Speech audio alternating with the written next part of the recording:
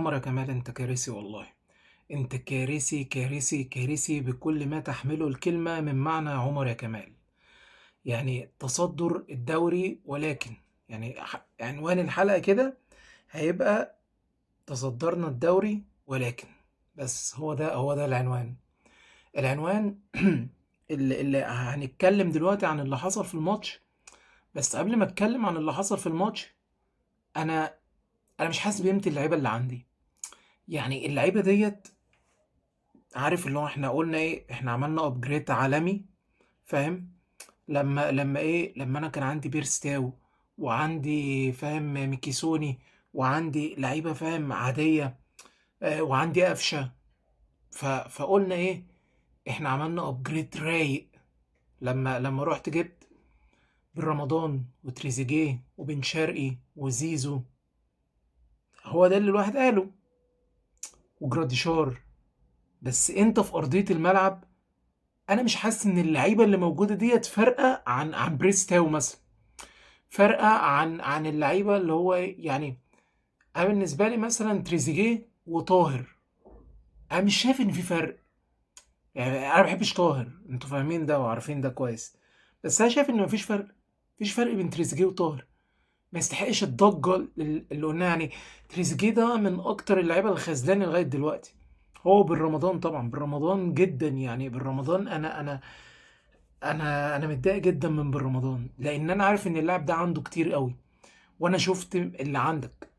فايه بقى، اول 10 دقايق بن شرقي بيعمل كل حاجه. بن شرقي ده اللاعب الوحيد اللي موجود، ان انا كمصطفى وانا بتفرج عليه عندنا، انا متكيف. انا مرضي بالصفقه دي.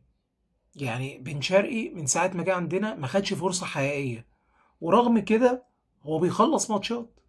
ورغم كده هو أفوق واحد بلاقيه في اللي هو يعدي لك واحد على واحد، يعدي لك من وسط اتنين تلاتة، يصنع لك في أي لحظة. عشان كده مش عايز بن شرقي يخرج. يعني أنت لو جيت قلت لي زيزو يخرج ولا بن شرقي، هختار لك زيزو هو اللي يخرج. لو جيت تقول لي طاهر ولا بن شرقي، أكيد هختار طاهر هو اللي يخرج. لو قلت لي تريزيجيه ولا بن شرقي، أكيد هختار اسمه إيه، تريزيجيه هو اللي يخرج. بن شرقي حل في كل حاجة. بن شرقي في بداية المباراة، وينج يمين ماشي، وينج شمال ماشي، هدافع باك يمين ماشي، هدافع باك شمال ماشي، هدافع وهرجع هاجم.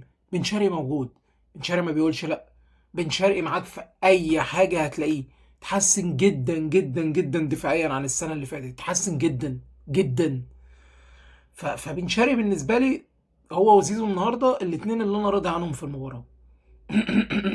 غير كده، والشناوي، عشان الشناوي بالنسبه لي يسأل على هدف وشال كرة صعبه جدا. غير كده الفرقه كلها سيئه. الفرقه كلها سيئه. جراديشار سيء، بن رمضان سيء جدا، مروان سيء، كوكا سيء، دفاعنا بلح، محمد هاني سيء. سيئين سيئين سيئين قوي، سيئين قوي. طاهر سيء سيء. عمر كمال كارثي. يعني احنا ضحك، فاهم اللي هو اللي اتقدم في الملعب ده ضحك. استحواذه كانت بدايه كويسه، بعد كده عرضية عالمية من زيزو، استلامة روعة وتفنيشة تحفة من بن شرقي. الهدف الأول الحمد لله. كمل بقى، اضغط، حاول تجيب تاني وتالت ورابع. نفسي نعمل كده زي زمان. مفيش الكلام ده. تلت ساعة عندنا مشكلة كانت واضحة جدا في الجبهة بتاعت محمد هاني. أكتر من مرة في الشوط الأول، أكتر من مرة جابت محمد هاني ديت بتخترق، وأكتر من كرة تعدي من وراه، وكنا ممكن إن هو يدخل فينا أهداف بسبب الكرة ديت. بعد كده كنت عايز اشوف تروب هيتعامل ازاي مع الحته اللي هي بتاعت ورا محمد هاني دي. ما لقيتش ان في حاجه حصلت. يعني الشوط الاول خلص، فاهم، جه الشوط التاني لقيت ان الاتحاد قلبها ناحيه كوكا. بس هو ده اللي كان حاصل في اللي هو الحته دي. بعد كده حصل التصدي العالمي من الشناوي، وانا كاتب ان الشناوي مقدم موسم جميل جدا لغايه دلوقتي. الدقيقه 21 بن شرقي، انا ببص لقيت الكوره كانت ناحيه محمد هاني مع لاعب الاتحاد، لقيت بن شرقي هو اللي بيدافع، محمد هاني مش في الكادر اصلا. وبن شرقي فعلا قطع الكوره، ورحنا طالعين بكوره مرتده، لقيت بن شرقي برضه هو اللي هناك بيلعبها، اللي هي الكوره اللي لعبها لتريزيجيه عرضيه ديت، وتريزيجيه ما عرفش يستلمها. بعد كده ببص تاني بعد الكوره دي بثواني، لقيت بن شرقي في نص الملعب وبيستلم.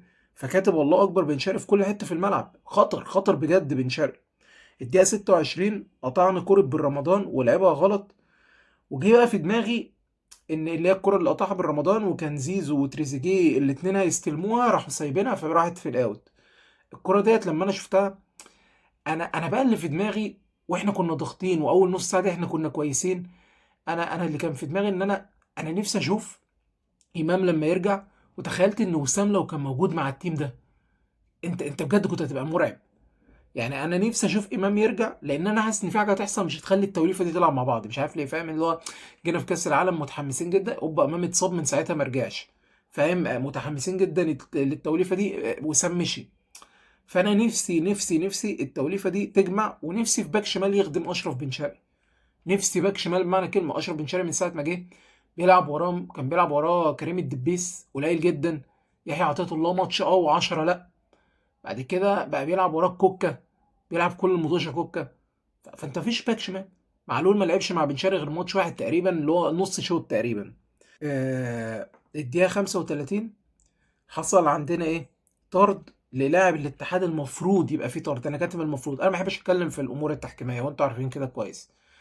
بس لما شفت الكرة دي وشفت التدخل بتاع لاعب الاتحاد، اللي هو في ايه يا اسطى؟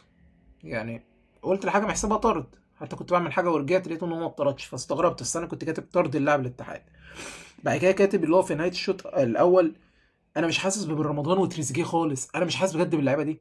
انا بالنسبه لي اللعيبه دي مش ضايفه لي حاجه. كانك مثلا حاطط لبن رمضان قفشه، حاطط من رمضان قفشه، ومنزل بدل تريزيجيه مثلا طاهر محمد طاهر. انا بجد انا مش متخيل ان اللعيبه دي غاليه، واللعيبه دي ككواليتي انا شفت الكواليتي بتاعها. اذا كان تريزيجيه بره هو جامد، واذا كان بن رمضان معانا وبره هو جامد. ففين بقى اللعيبه دي في ارض الملعب؟ انا مش شايفها. المهم دفاعيا احنا وحشين جدا، والشوط الاول انتهى. تبدا بقى الشوط الثاني الكارثي. كاتب في بدايه الشوط بعد اول 10 دقايق، كاتب احنا بالمنظر ده نتعادل. فانا رحت صليت المغرب، لما اذن رجعت لقيت ايه؟ زيزو المفروض ان هو يلعب ايه؟ هيلعب ضربة جزاء، فشاطها دخلت. واول حاجة رنت في ودني هو ما كنت تسيبها يا تريزيجيه بتاعت كاس العالم دي، اول حاجة رنت في ودني. بعد كده بص بقى، يعني انا هقرا لكم اللي انا كتبته، وده حصل فعلا بالترتيب كده. احنا دخل فينا الهدف الاول بعد هجمة، هي بالظبط كان هيدخل منها الهدف الثاني. بعدها كوكا اتطرد، يستحق الطرد وعادي. بعدها لاعب الاتحاد بيطرد ليه معرفش، انا ما شفتش. انا فجأة لقيت كارت احمر بيطلع. بتجامل بقى ما بتجاملش عادي، لا لا ماتش بيتصعب الكلام اللي بيتقال، انا ما اعرفش. بس انا شفت ان لاعب الاتحاد فجأة بيطرد، ما اعرفش ليه. شكري نزل ومش هلومه في حاجة لانه لسه راجع. ففي كرة اللي هو اللاعب بتاع رقم 15 الرهيب اللي كان عامل جبهة عندنا حرفيا، عدى من شكري ولعبها وكان هيدخل فينا هدف لولا ياسر ابراهيم لحقها. ف بعد كده دفعنا كارثي، لقيت كذا كوره كل لعبتنا بتدخل على بعض. انا مش فاهم حاجه، هو ليه لعبتنا بتدخل على بعض؟ بعد كده في الدقيقه 91 بقى الكوره دي مضحكه جدا. شكري قطع الكوره وجري واداها لطاهر، وكانوا رايحين اتنين شكري وطاهر وقدامهم اتنين بتوع الاتحاد قبل نص الملعب، والاتنين المفروض ان هم لسه نازلين وفايقين.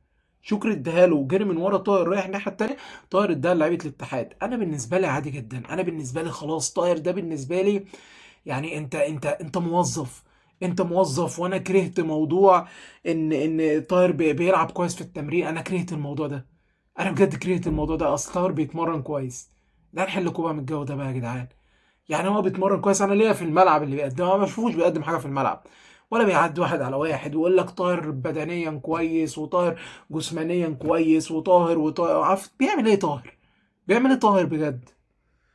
بعد كده تسديده من بين رمضان في الدقيقه 3 94 كده حاجه زي كده، من بتوع ماتش بورتو.